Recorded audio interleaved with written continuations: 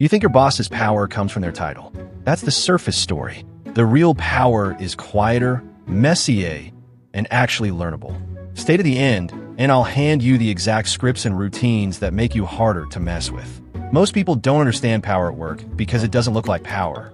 It looks like normal meetings, normal feedback, normal just checking in messages that quietly mess with your confidence.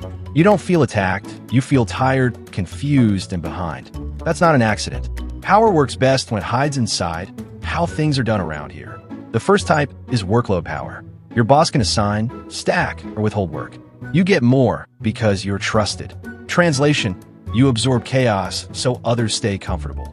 Over time, exhaustion makes you compliant. Here's the script that resets this. I can take this, but then X will move. Which do you want prioritized? You're not saying no. You're surfacing the trade-off. If they say both are critical, respond, understood. Can you help me understand which has the higher cost if it slips?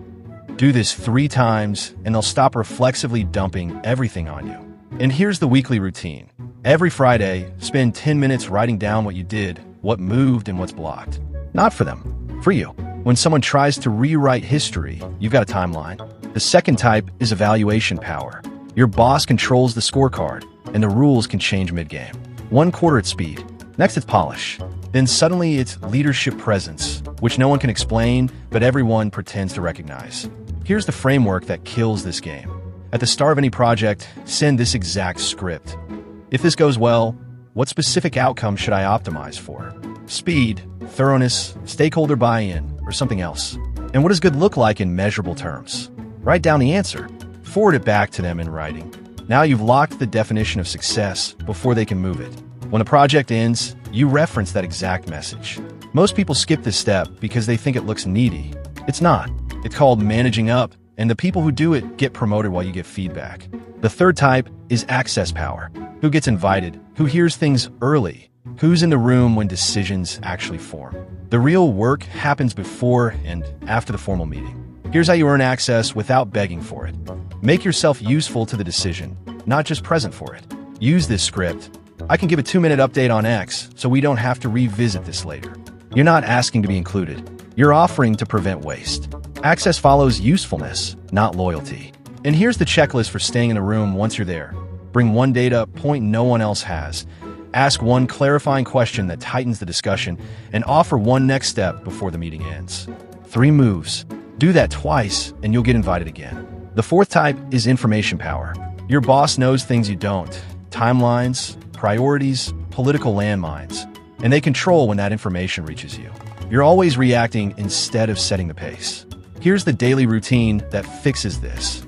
Every Monday morning, send 1 message to someone outside your immediate team. Not your boss, someone lateral. The message is simple. What's changing on your end this week that might affect my work?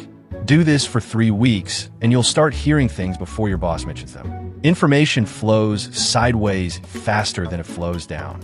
And here's the script that protects you when reality shifts. Just confirming the timeline moved to Friday, and my next step is X. Send that after any conversation where something changed. It's a receipt. This 1 habit will save your reputation more than working late ever will. The fifth type is emotional influence. Not official authority, but the ability to shape behavior through mood, approval, or withdrawal. Inconsistent warmth, sudden distance. You start managing their emotions instead of your work. Here's the framework that drains this power. Become emotionally consistent. Calm, direct, predictable. Use this script after any tense conversation. Understood.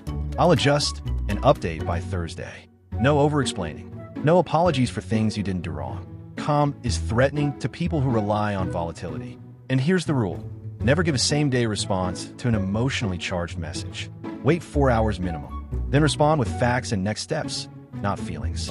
The sixth type is expert power. You're the only one who knows how something works. Everyone says you're critical.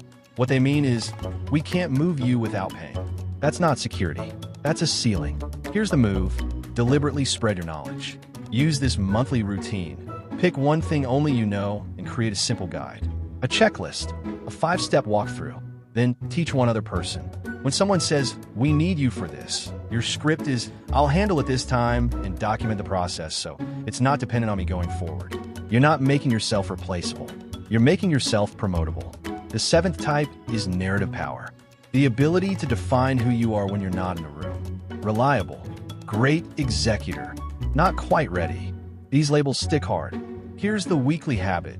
Every time you close something, send a one-line update that ties your name to a result.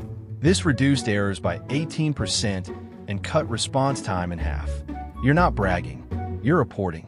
Do this consistently, and the story shifts without you announcing it. Here's the part people miss. Your boss usually isn't plotting. Most of this power isn't conscious. It's systems, incentives, fear, and habit, but intent doesn't matter. Impact does. If you stay unaware, you stay exposed. Once you see these levers, something changes.